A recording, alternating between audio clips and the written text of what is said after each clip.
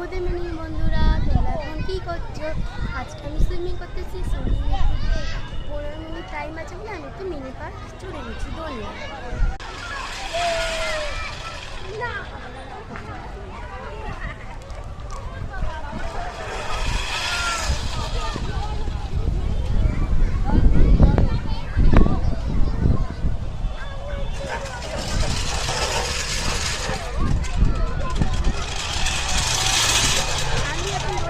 দোলনার সামনে খুব ভিড়, এই জন্য দাঁড়িয়ে আছে, বসার জায়গাই পাচ্ছি না।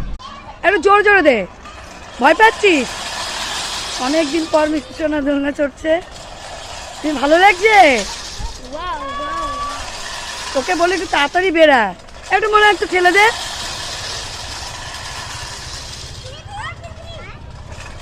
ভয় পাচ্ছিস না তো?